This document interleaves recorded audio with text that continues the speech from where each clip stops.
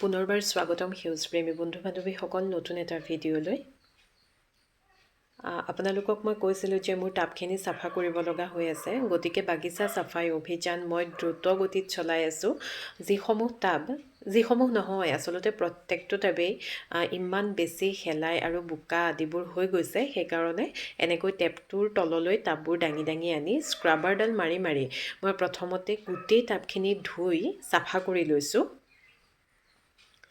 আৰু টাবখিনি তেনেকৈ ধুই মেলি চাফা কৰি লোৱাৰ পাছত এটা এটাকৈ ৰং কৰি গৈছোঁ আৰু ৰং কৰি টাববোৰ এনেকৈ চোতালতে ৰাখি গৈছোঁ যাতে অকণমান ৰ'দ পাওক। ৰ'দ পাই ৰংখিনি শুকোৱাৰ পাছতহে ক'ত কেনেকৈ ৰাখিম সেয়া চাব লাগিব।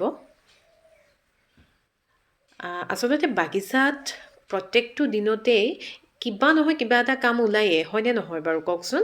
আৰু আজি মই লক্ষ্য কৰিলোঁ যে মোৰ টাবৰ মাটি কিছুমান টাবত বহুত বেছি কমি গৈছে।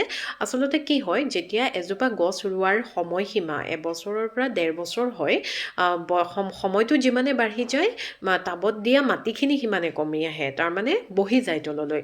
আৰু সেইকাৰণে পূৰ্বৰ মাটিখিনি এনেদৰে অলপমান খুচৰি লৈছোঁ। তাত মই বেছি নহয় এমুঠি বা দুমুঠিমান মাটি মিলাই তাত এমুঠি কেঁচুসাৰ এনেকৈ দি পেলাই যোগ কৰি গৈছোঁ। আৰু যিসমূহ টাবত মাটি কমি গৈছে সেই টাবসমূহত মই এই কামটো একেলগে কৰি পেলাইছোঁ।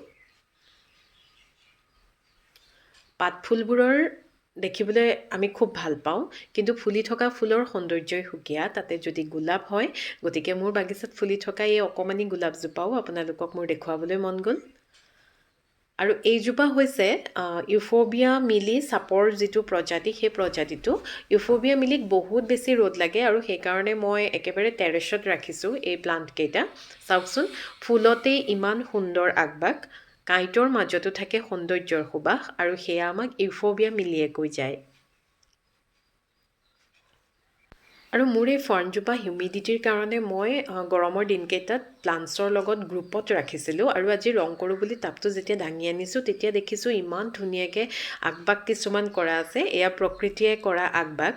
আৰু সেইকাৰণে মই ভাবিছোঁ, আচলতে আপোনালোকে ভিডিঅ'ত ভালকৈ ধৰিব পাৰিছেনে নাই জানো, এইখিনি চাওকচোন, মানে একদম চুলিৰ নিচিনাকৈ শিপাখিনি ফাৰ্ণৰ খামুচ মাৰি ধৰিছে টাবটোক।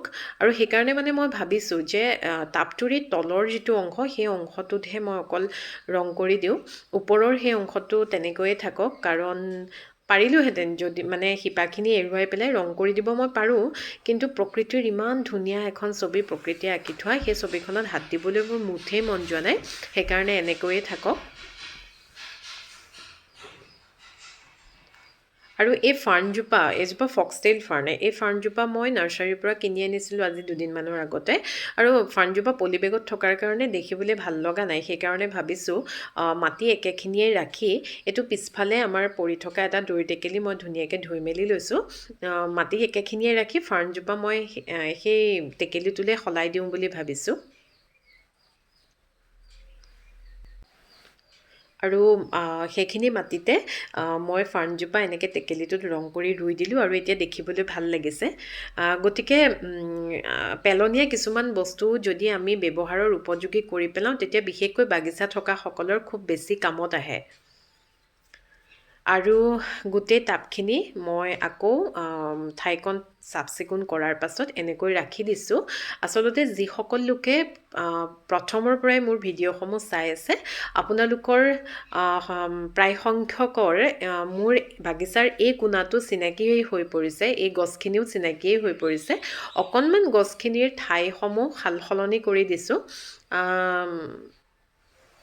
আচলতে বাগিচাৰ কামৰ পৰা ঘৰুৱা যিখিনি দৈনন্দিন কাম সেই সকলোখিনি মই অকলে কৰোঁ।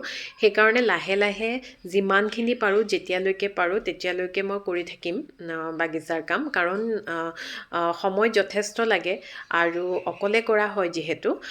গতিকে প্ৰিয় বন্ধু বান্ধৱীসকল, আশা কৰোঁ আপোনালোকে আজিৰ এই ভিডিঅ'টো চাই ভাল পালে, আৰু আগলৈও আপোনালোকৰ সঁহাৰি মই সদায়ে বিচাৰোঁ। আৰু যদি ভাল পালে তেতিয়াহ'লে যিসকলে নতুনকৈ চাইছে অনুগ্ৰহ কৰি আপোনালোকে ছাবস্ক্ৰাইব কৰিব, আৰু যিসকলে নিয়মীয়াভাৱে চাই আছে তেখেতসকললৈ জনাইছোঁ অশেষ ধন্যবাদ। সকলোৱেই ভালে থাকক, কুশলে থাকক আৰু নিজৰ নিজৰ বাগিচাৰ কামত খুব সুন্দৰকৈ ব্যস্ত হৈ থাকক আজিলৈ আহিছোঁ।